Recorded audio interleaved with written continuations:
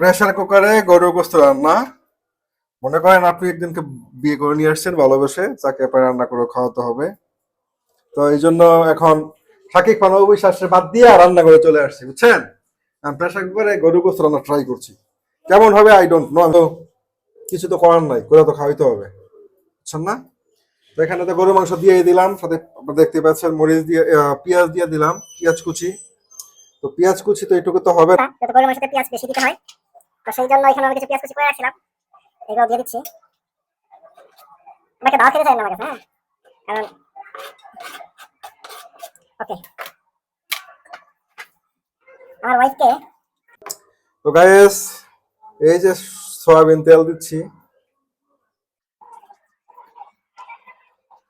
এই দিয়ে দিচ্ছি এখানে রসুন বাটা, এইখানে দিয়ে দিচ্ছি আদা বাটা, এগুলো আমি বাছি সব। ঠিক আছে, কাজ তো মনে করেন হ্যান্ড করে দিয়ে করবেন, ঠিক আছে, সব দেখাই দিব।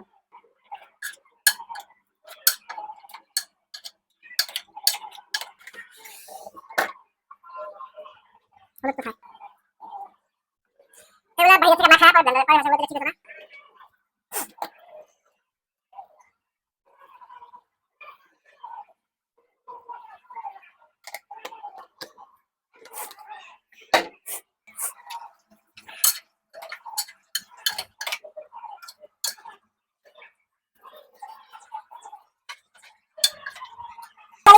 মশলা এখানে দেওয়া শেষ। মাংস আমার রান্না করার জন্য আমি যা যা উপকরণ দেওয়ার আমি সব দিয়েছি। এখন হচ্ছে এটাকে আমি সিটিতে সেট করতে হবে।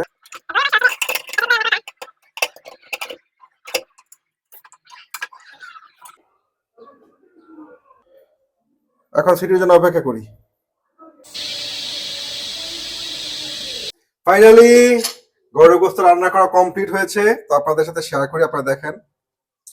এই আমার হচ্ছে গরুর গোস্তের রেসিপি, যেটা আমি তৈরি করেছি নিজস্ব ভাবে।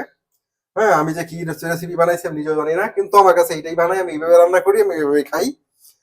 তো আপনারা কালারটা দেখতেছেন, কালারটা কিন্তু খারাপ আসে না। কালার খারাপ আসছে, এই দেখেন, খারাপ কিন্তু আসে নাই। সুতরাং এটা আমার ওয়াইফকে আমি রান্না করে খাওয়াইলাম প্রেসার কুকারে। তো এরকম অনেক কিছু রান্না করে খাওয়াইতে হয়। মনে করেন অফিস খোলা থাকলে অফিসে কাজ করো, বাসায় থাকলে রান্না করো। আর এটার রেজাল্ট কি জানেন? এটা একটা ফার্স্ট আছে, অতীত আছে। অতীতটা কি জানেন? প্রেম করে বিয়ে করো।